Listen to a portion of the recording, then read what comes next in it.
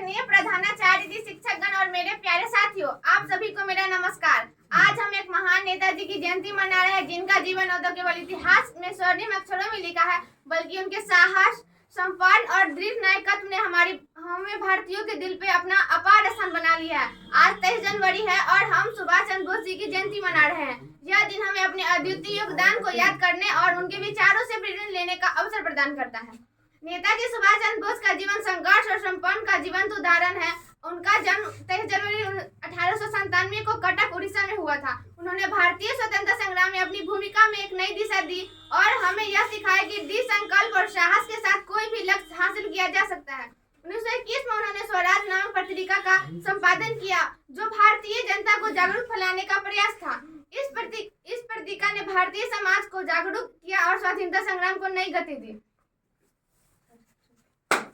नेताजी ने भारतीय राष्ट्रीय कांग्रेस के साथ अपने राजनीतिक करियर की शुरुआत की, लेकिन वे जल्द ही इस निष्कर्ष पर पहुंचे कि भारतीय की स्वतंत्रता केवल अहिंसा से नहीं बल्कि सशस्त्र क्रांति के द्वारा ही प्राप्त की जा सकती है।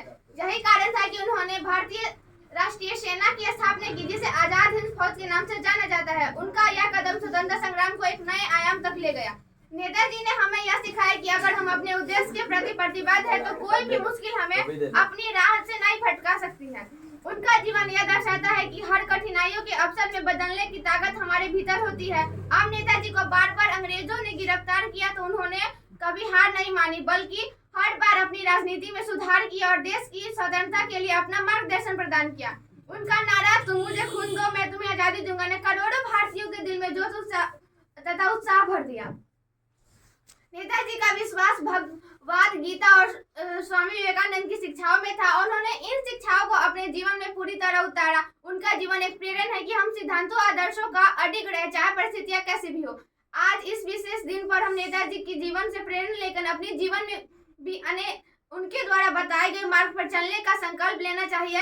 हमारे देश के सेना और अपनी जिम्मेदारी निभानी चाहिए और भारतीय समाज में सकारात्मक परिवर्तन लाने के लिए कड़ी मेहनत करनी चाहिए। नेताजी की जयंती पर यह संकल्प ले कि उनकी तरह भी देश सेवा में कर्तव्य को निभाएंगे और देश के लिए अपने संघर्षों की कमी नहीं आने देंगे। धन्यवाद।